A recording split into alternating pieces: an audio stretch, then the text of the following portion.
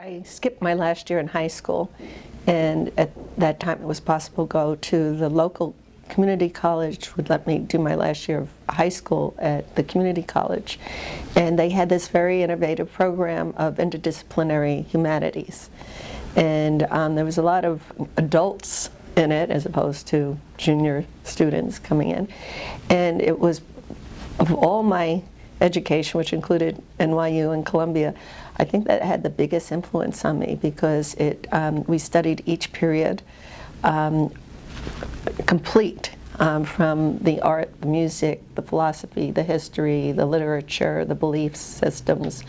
And so it was really an understanding of art and times in a very holistic way, the politics. And I think that it was very natural for me to begin with because I had an interest both in art and history, and I loved doing research and writing.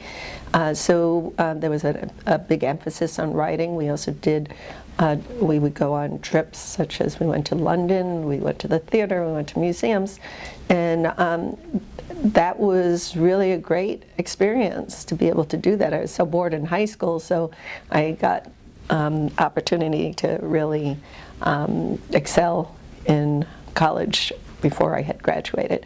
And then I transferred to NYU.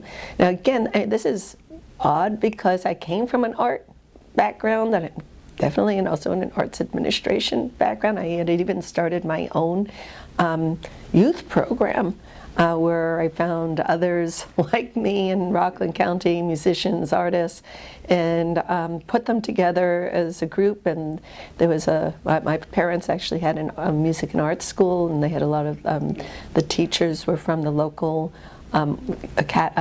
conservatory, and I would tap these teachers, and they would, one was an expert on Bergman, and he would do a whole talk on Bergman, and then others were experts in medieval music, so we'd do a concert of medieval music.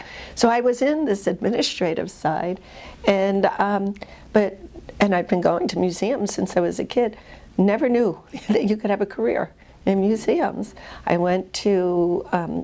decided to major in art history rather than go into art. I think if I knew about Cal Arts at the time, I would have gone there because my own thinking was towards, before I even knew there was a conceptual art, I felt there should be an art based on ideas.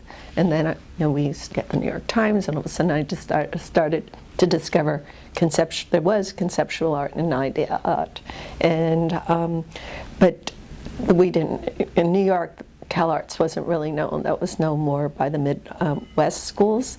And so I wanted to pursue a more scholarly, academic pursuit. I'd already had all those years of art school.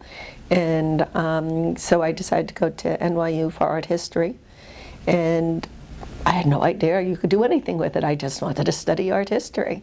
And it was the top program at the time, really, and I was particularly interested in medieval art. That the head of the department was one of the top medievalists in manuscripts, and I studied with her, Professor Lucy Sandler, and that was also a major influence on my own scholarship, because with medieval art you can't ask the artist, and there's very little documentation, and basically in the scholarship you have to get as much as you can out of the object itself and understanding the time. So this idea of the holistic approach to art that I got in interdisciplinary studies really applied very well to medieval. And I was being groomed as the next manuscript specialist. Meanwhile, the university had its own museum, the Gray Art Gallery. So I decided to just walk in one day and volunteer. And although I could type, I didn't say I could type. And they said, the assistant director said, well, they're installing an exhibition upstairs. Why don't you see if you could help?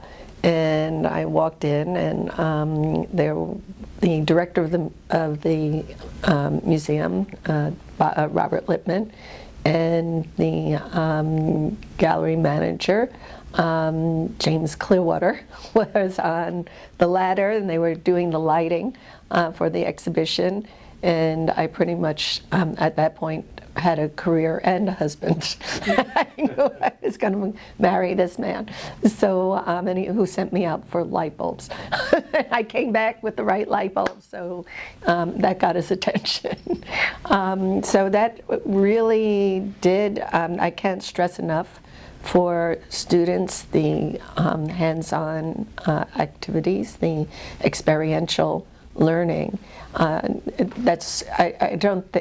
know there's a lot of museum administration programs, but the only way to really learn is to be in it, and to be in a place small enough that you get access to all aspects.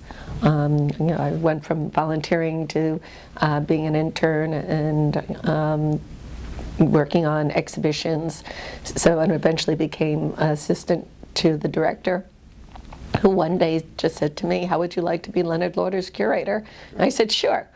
And I became Leonard Lauder's curator.